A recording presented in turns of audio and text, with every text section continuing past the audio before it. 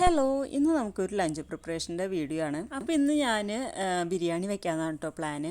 അപ്പോൾ ഞാൻ എന്താ ചെയ്യാന്ന് വെച്ചാൽ ചിക്കൻ വേറെ വെക്കും, അതേപോലെ തന്നെ റൈസ് വേറെ വെക്കും. എന്നിട്ട് രണ്ടും കൂടി മിക്സ് ആക്കാറാണ് കേട്ടോ പതിവ്.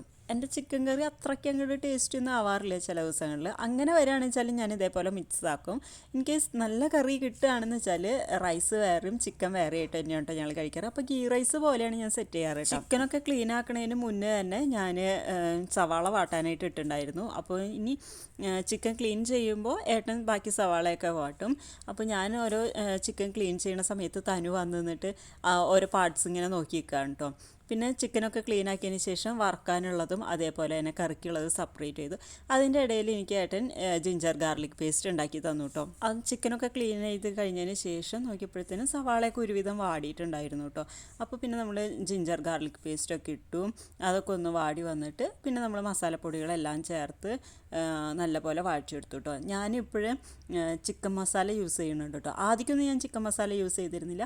ഇപ്പോൾ കുറച്ച് നാളായിട്ട് ഞാൻ ചിക്കൻ മസാല യൂസ് ചെയ്യുന്നുണ്ട് കേട്ടോ. എനിക്കത് ഭയങ്കരമായിട്ട് ഇഷ്ടപ്പെട്ടു. എല്ലാ മസാലപ്പൊടികളും നല്ലപോലെയൊക്കെ ഒന്ന് മൂത്ത് അതിൻ്റെ പച്ചമണമൊക്കെ പോയപ്പോഴത്തേന് ഞാൻ അതിലേക്കൊരു തക്കാളി ചേർത്ത് കൊടുത്തു കേട്ടോ. അപ്പോൾ പിന്നെ ആ തക്കാളിയൊക്കെ ഒന്ന് നല്ലപോലെ വാട്ടിയെടുത്തിട്ട് നമ്മൾ ചിക്കൻ മാരിനേറ്റ് ചെയ്ത് വെച്ചിട്ടുണ്ടായിരുന്നു. ചിക്കനിലേക്ക് കുറച്ച് മഞ്ഞൾപ്പൊടി, മുളക് പൊടി, ഉപ്പ് ഇത്രയും ചേർത്തിട്ടൊന്ന് മാരിനേറ്റ് ചെയ്ത് വെച്ചിട്ടുണ്ടായിരുന്നു. അത് ഈ മസാലയൊക്കെ നല്ലപോലെ ഒന്ന് സെറ്റായി വന്നപ്പോൾ അതിലേക്ക് ചേർത്ത് കൊടുത്തു. പിന്നെ ഞാനൊരു ലേശം വെള്ളം ഒഴിച്ച് കൊടുത്തിട്ടുണ്ടായിരുന്നു കേട്ടോ. പിന്നെ ബാക്കിയുള്ള വെള്ളം ചിക്കനിൽ നിന്ന് കൂടി ഇറങ്ങുമല്ലോ, അങ്ങനെ അത് നല്ലപോലെ വെന്ത് കിട്ടുമല്ലോ. അപ്പോൾ അങ്ങനെ ഞാനത് വേവിക്കാനായിട്ട് വെച്ചു. ഇനി ആ സമയം കൊണ്ട് നമുക്ക് സാലഡിനുള്ള കുക്കുംബറൊക്കെ അരിയാം. പിന്നെ ഞാൻ കുക്കുംബറിൻ്റെ സ്കിന്നൊക്കെ കളഞ്ഞ് ഒന്ന് കഴുകിയപ്പോഴത്തേന് ഏട്ടനത് വാങ്ങിയിട്ട് പിന്നെ ഏട്ടൻ കൊണ്ടുപോയി കട്ട് ചെയ്തു കേട്ടോ. പിന്നെ നമുക്ക് റൈസ് വെക്കാനായിട്ട് നോക്കാം. ഇനി റൈസിലേക്ക് വേണ്ട സ്പൈസസൊക്കെ നമുക്ക് ആദ്യം തന്നെ എടുത്ത് വയ്ക്കാം കേട്ടോ. അപ്പോൾ ഞാൻ കുറച്ച് ജീരകം എടുത്തിട്ടുണ്ട്, പിന്നെ അതിൽ ഗ്രാമ്പു ഉണ്ടായിരുന്നു, കുരുമുളക് ഉണ്ടായിരുന്നു, പിന്നെ ബേ ലീവ്സ് കേട്ടോ, വലിയൊരു ബേ ലീവ്സ് തന്നെ എടുത്ത് വെച്ചിട്ടുണ്ട്. പിന്നെ നമ്മൾ അതിലേക്ക് കുറച്ച് ഏലക്കായ ഇട്ട് കൊടുത്തു, കറുവപ്പട്ട എടുത്തു കേട്ടോ. ഇത്ര സ്പൈസസാണ് ഞാൻ റൈസിലേക്ക് ചേർക്കണത്. ഇത് ഞാൻ വെക്കണ മെത്തേഡാണ് കേട്ടോ. പിന്നെ നമ്മൾ കുക്കർ വെച്ചു. കുക്കറൊക്കെ ഒന്ന് ചൂടായി വന്നപ്പോഴത്തേന് അതിലേക്ക് ഞാൻ നെയ്യിട്ട് കൊടുത്തേ.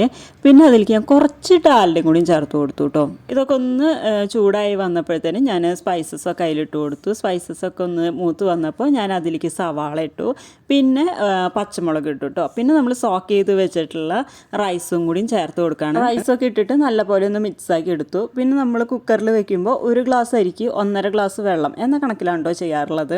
പിന്നെ നമ്മൾ അതിലേക്ക് വെള്ളമൊക്കെ ഒഴിച്ചിട്ട് ആവശ്യത്തിനുള്ള ഉപ്പും കൂടി ചേർത്ത് കൊടുത്തു കേട്ടോ. കുക്കറിൽ ചോറ് വയ്ക്കുമ്പോൾ കുറേ പേർക്ക് ടെൻഷനാണ് കേട്ടോ, ഒട്ടിപ്പിടിക്കുമോ അങ്ങനെയുള്ള പേടിയൊക്കെ ഉണ്ട് കേട്ടോ.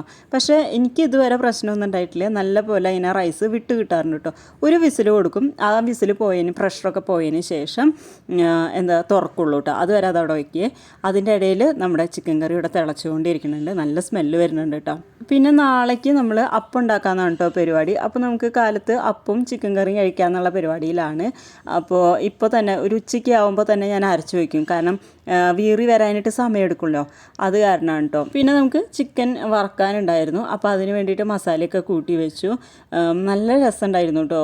എന്താ പറയുക, ചിക്കൻ വറുത്തിട്ട് കാണുമ്പോൾ അത്ര കണ്ട് ഗുമ്മൊന്നുമില്ല വെച്ചാലും വറുത്തിട്ട് നല്ല ടേസ്റ്റ് ഉണ്ടായിരുന്നേ. പിന്നെ നമുക്ക് റൈസിലേക്ക് വേണ്ട സവാള വാട്ടി അതിൻ്റെ ഇടയിൽ നമ്മുടെ റൈസ് റെഡി ആയിട്ടുണ്ടായിരുന്നു കേട്ടോ. നല്ല സ്റ്റിക്കൊന്നും ആവാണ്ട് നല്ല പോലെ അതിനെ വിട്ട് കിട്ടിയിട്ടുണ്ടായിരുന്നു കേട്ടോ. റൈസിലേക്കുള്ള വറവൊക്കെ ആക്കിയിട്ട് അതിലിട്ട് മിക്സാക്കി എടുത്തു. പിന്നെ ഞാൻ ചിക്കൻ വറക്കാനും കൂടി വെച്ചിട്ട് കുളിച്ച് വന്നിട്ട് ഞങ്ങൾ 3 ആളും കൂടി ഫുഡൊക്കെ കഴിച്ചു കേട്ടോ. ചിക്കൻ കറി നല്ല രസമുണ്ടായിരുന്നു, അത് കാരണം ഞാൻ റൈസും ചിക്കനും വേറെ ആയിട്ട് എടുത്തു കേട്ടോ. അപ്പോൾ ഇത്രയേ ഉള്ളൂ ഇന്നത്തെ വീഡിയോ. പുതിയൊരു വീഡിയോ ആയിട്ട് വീണ്ടും വരാം കേട്ടോ. അതുവരെയ്ക്കും ബൈ.